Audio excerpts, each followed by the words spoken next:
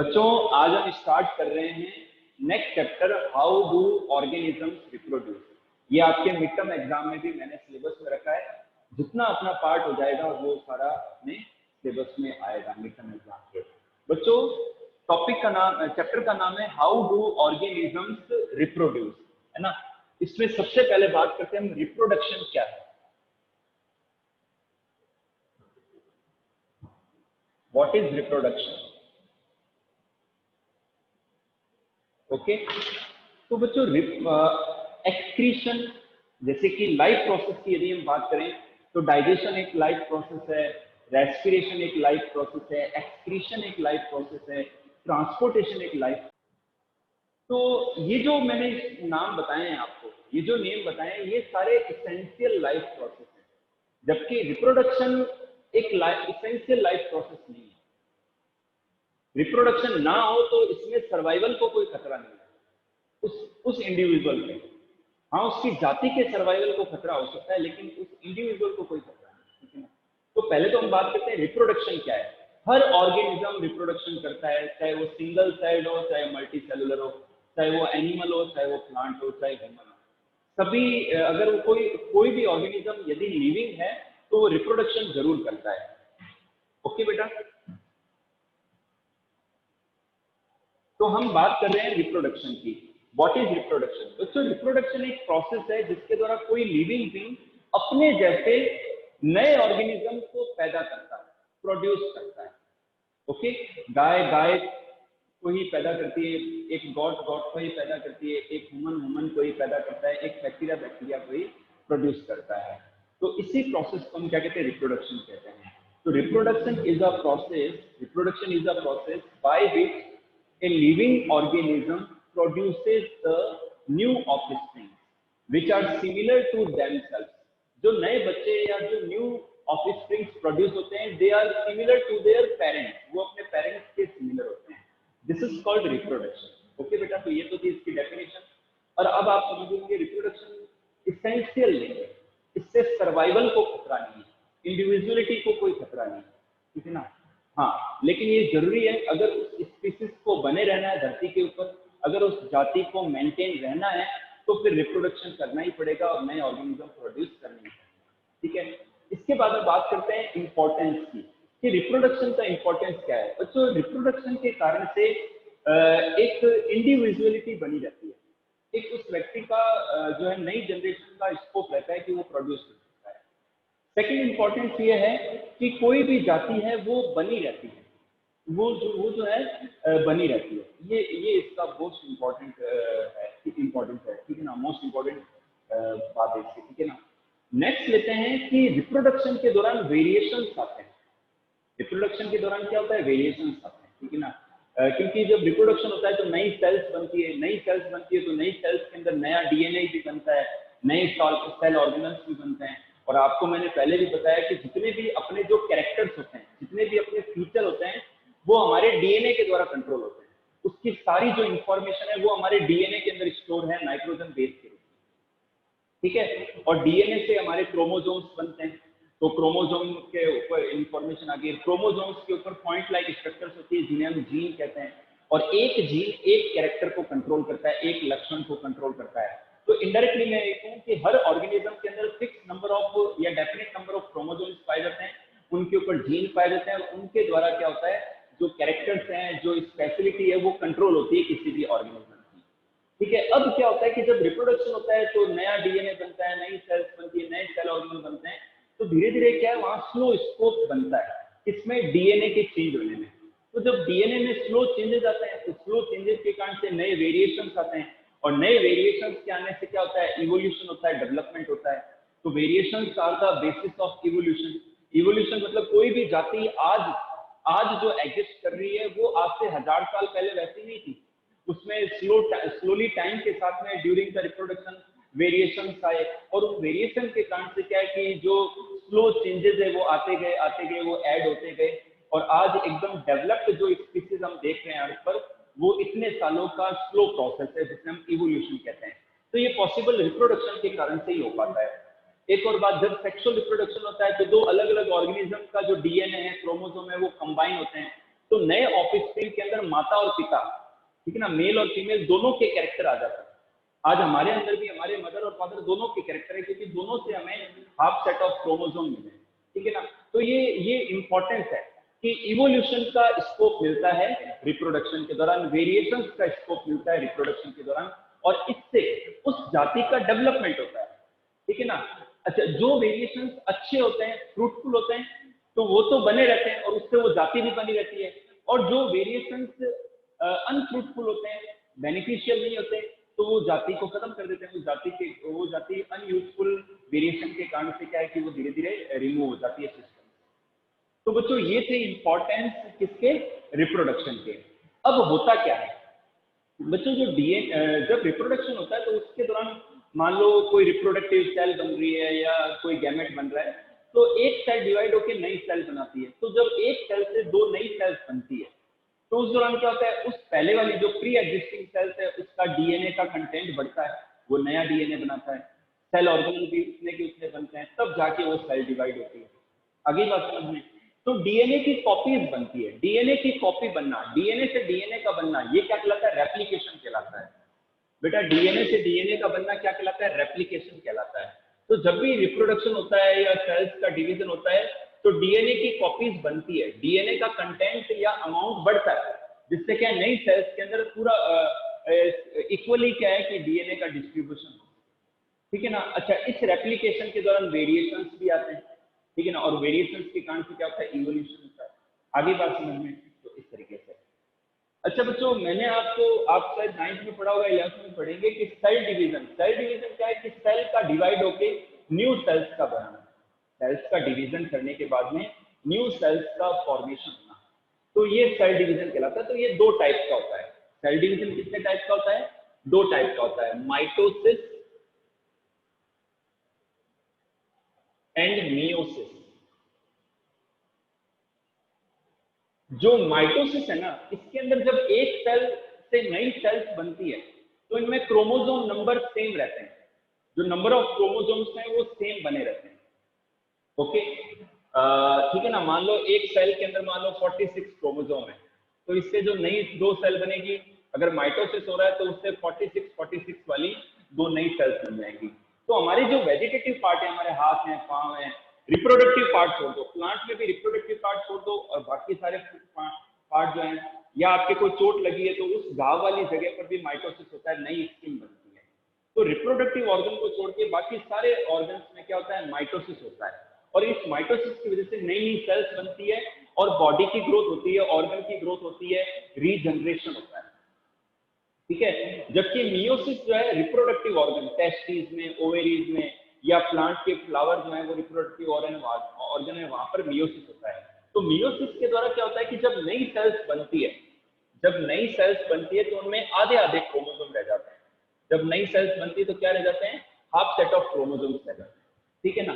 तो इसी कारण से जो गैमेट होते हैं ना, गैमेट कहते हैं रिप्रोडक्टिव सेल को, तो जो सेक्सुअली रिप्रोड्यूसिंग हायर ऑर्गेनिज्म है, प्लांट है, एनिमल है, वुमेन है, तो इनके अंदर जो स्पर्म या ओव्यूम या गैमेट्स बनते हैं, उनमें आधे आधे क्रोमोसोम। आगे बात समझते, तो ये चीज होता है, ठीक है ना। तो मियोसिस ऐसा प्रोसेस है जिसके दौरान माइटोसिस के अंदर जो डीएनए का कॉपी है वो एग्जैक्ट रहता है, नई सेल्स के अंदर सेम क्रोमोसोम बनते हैं, सेम डीएनए बनता है, सेम नाइट्रोजन बेस होते हैं।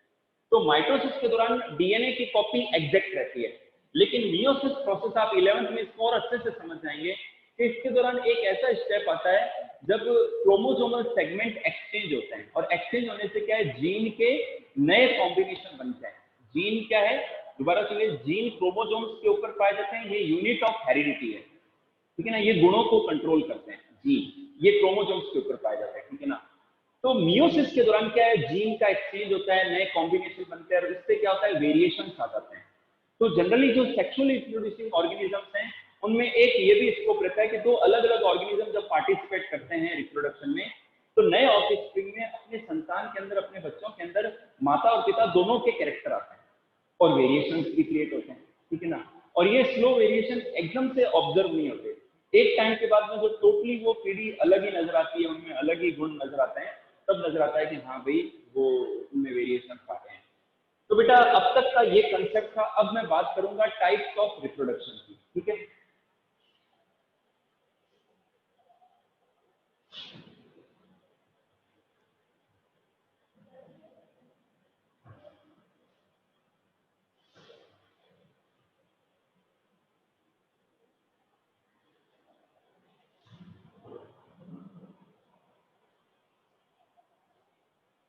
रोनित, अपने कोई विशेष बात है तो अपन लास्ट में कर लेंगे ना, आप ध्यान से सुनिए। अब मैं टाइप्स ऑफ रिप्रोडक्शन करवा रहा हूँ ना, चलिए।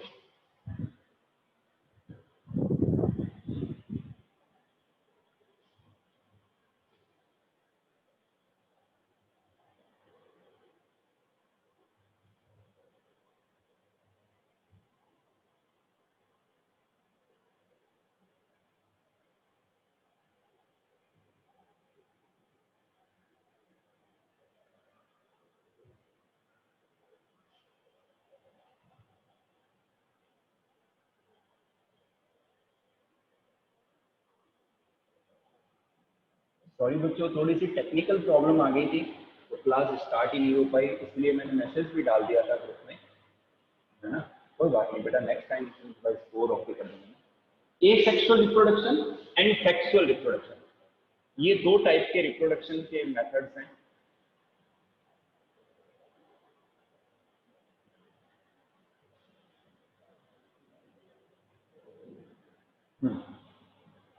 बच्चों देखिए, टाइप्स ऑफ रिप्रोडक्शन में रिप्रोडक्शन के टू टाइप्स हैं, ए sexual reproduction and sexual reproduction.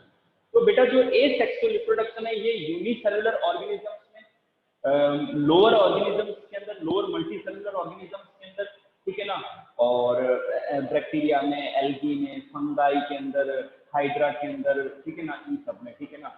इसके अलावा कुछ हायर प्लांट्स में भी वेजिटेटिव प्रोपगेशन, प्लांट्स में भी वेजिटेटिव प्रोपगेशन जो है एक ए सेक्सुअल रिप्रोडक्शन का ही मेथड है, ठीक है।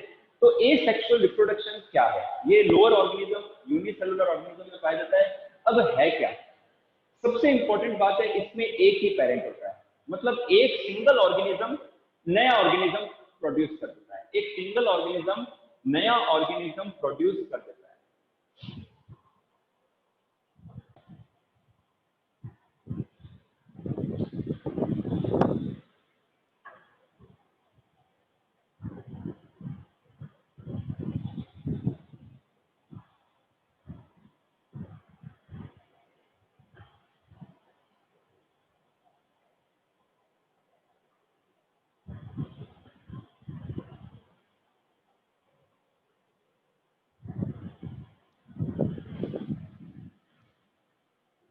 तो बेटा ए सेक्सुअल रिप्रोडक्शन में इंपॉर्टेंट थिंग ये है कि ये सिर्फ सिंगल, मतलब इसमें सिंगल पेरेंट पार्ट लेता है और एक ऑर्गेनिज्म से नया ऑर्गेनिज्म जो है वो प्रोड्यूस हो जाता है, एक ऑर्गेनिज्म से नया ऑर्गेनिज्म प्रोड्यूस हो जाता है इस प्रोसेस के अंदर, ठीक है ना। इसमें किसी प्रकार के स्पेशली गैमेट्स नहीं बनते, ठीक है ना, और इनमें गैमेट्स का फ्यूजन नहीं होता है, ठीक है ना। तो इस प्रोसेस को हम क्या कहते हैं? ए सेक्सुअल रिप्रोडक्शन, ठीक है ना। तो मैं इसकी डेफिनेशन बोलता हूँ, the A sexual reproduction found in unicellular organism, the A sexual reproduction found in unicellular organisms and lower organism and in some plants. In this process, only single parent takes part and produces the new offspring. Okay, and the new offsprings are the exact copy of their parent. The new offsprings are exact copy of their parent. ठीक है ना, जो नए offsprings होते हैं वो exact same होते हैं, कॉपी होते हैं अपने पेरेंट का, and they are the clone. वो क्या होते हैं? क्लोन होते हैं। वो क्या होते हैं? क्लोन होते हैं। ओके बेटा, तो ये चीज ठीक है ना। अच्छा, एक चीज और, in this process there is no formation of the gametes and there is the absence of fusion of gametes, gametes का फ्यूजन इनमें नहीं होता। तो इस सिंपल मेथड को हम क्या कहते हैं? ए सेक्सुअल रिप्रोडक्शन कहते हैं। ओके, चलिए ठीक है बेटा, तो ए सेक्सुअल रिप्रोडक्शन का ये ठीक है ना। इसके बाद में लेते हैं sexual reproduction. Sexual reproduction generally higher animals में, प्लांट्स में और वुमेन्स में पाया जाता है। इसमें दो organism male and female part लेते हैं। मेल के अंदर मेल रिप्रोडक्टिव सिस्टम पाया जाता है, फीमेल के अंदर फीमेल रिप्रोडक्टिव सिस्टम पाया जाता है। मेल के अंदर मेल गैमेट्स का प्रोडक्शन होता है, फीमेल के अंदर फीमेल गैमेट्स का प्रोडक्शन होता है, और फिर मेल और फीमेल गैमेट्स का फ्यूजन होता है। मेल और फीमेल गैमेट्स का क्या होता है? फ्यूजन होता है। ठीक है बेटा,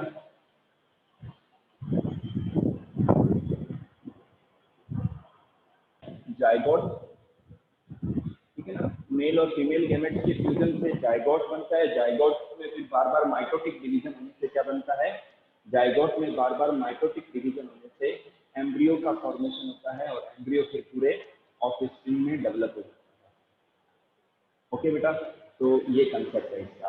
तो इसकी डेफिनेशन क्या है, the sexual reproduction found in higher organism specially plants animals humans and in this type of reproduction the two organisms male and female takes the part.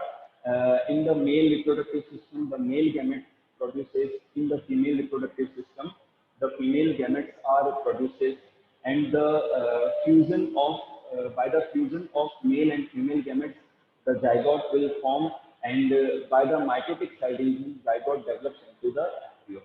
ठीक है बेटा, तो सबसे पहले हम लेंगे asexual reproduction। ठीक है, asexual reproduction की हम डिफरेंट टाइप्स कर रहे हैं, modes of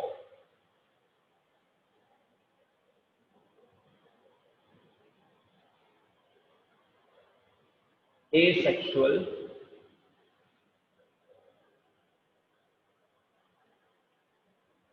reproduction, modes of asexual reproduction।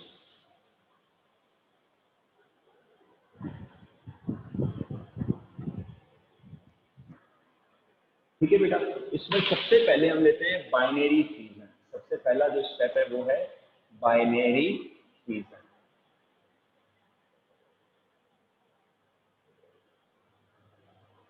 बेटा जो बाइनरी फ्यूजन है ना, ये बैक्टीरिया के अंदर, अमीबा के अंदर पाया जाता है। इसके अलावा बाइनरी फ्यूजन पैरामीशियम के अंदर भी पाया जाता है, लीशमानिया के अंदर भी पाया जाता है ना। तो हम यहाँ पर अमीबा का बाइनरी फ्यूजन देखेंगे। इससे क्या होता है कि ये जो सिंगल सेल्ड ऑर्गेनिज्म है ये इलोंगेट होता है और इसका न्यूक्लियस डिवाइड होता है, न्यूक्लियर कंटेंट भी बनता है और सेल ऑर्गेनल बनते हैं, और उसके बाद में एक फरो बनती है और है ना, और जिससे क्या साइटोप्लाज्म का भी डिवीजन हो जाता है और दो नई सेल बन जाती है। तो मैं बेटा स्केच ड्रॉ कर रहा हूँ, आप भी देखिए इधर।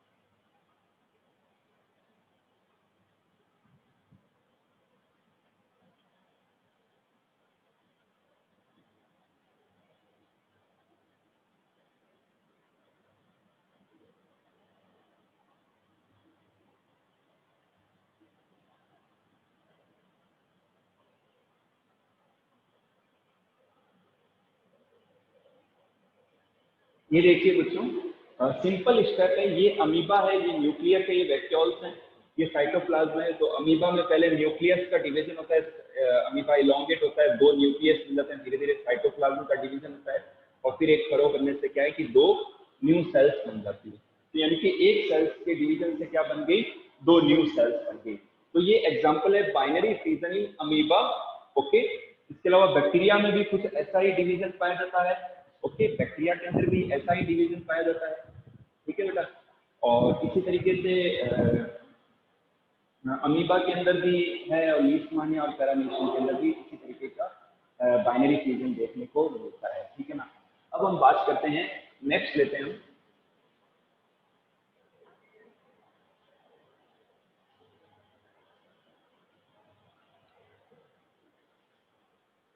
सेकंड, हम लेते हैं मल्टीपल फ्यूजन।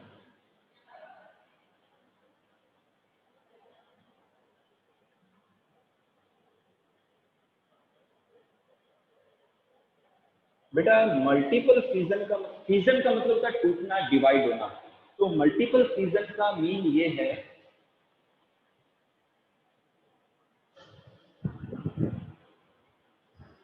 बेटा मल्टीपल फ्यूजन का जो मीन है वो ये है कि ये अमीबा में भी पाया जाता है एडवर्स कंडीशंस में, and this is also found in Plasmodium. Okay, तो इसके अंदर क्या होता है कि जैसे अमीबा की बात करो तो एडवर्स स्टेट के अंदर क्या होता है, अमीबा के चारों ओर एक सिस्ट वॉल बन जाती है। एक क्या बन जाती है, सिस्ट वॉल बन जाती है। ठीक है बेटा, तो उस सिस्ट वॉल के बनने के बाद क्या होता है कि अमीबा इनएक्टिव स्टेज में चली जाती है क्योंकि एडवर्स कंडीशंस होती है। ओके, और इनएक्टिव स्टेज में जाने के बाद में जो न्यूक्लियर डिवीजन है वो जारी रहता है। तो मल्टीपल फ्यूजन की तरफ कई सारे न्यूक्लियस बन जाते हैं, और जैसे ही फेवरेबल स्टेट आती है तो फिर सिस्ट वॉल जो है, आउटर जो हार्ड वॉल है वो रप्चर हो जाती है, और each nucleus with some cytoplasm comes outside the cell and represent as new organism। Okay बेटा, तो एक ही ऑर्गेनिज्म से, एक ही सेल से कई सारी सेल्स का प्रोड्यूस होना, कई सारे ऑर्गेनिजम्स का प्रोड्यूस होना, this is called multiple fusion. बच्चों कल की क्लास में आप टाइमली ज्वाइन करना, और कल की क्लास में इसके स्केच को डिस्कस करेंगे और एक सेक्सुअल रिप्रोडक्शन के रिमेनिंग जो टाइप्स हैं वो हम डिस्कस करेंगे। Thank you for joining the class. अपनी कोई भी डाउट है आप पूछ लीजिए।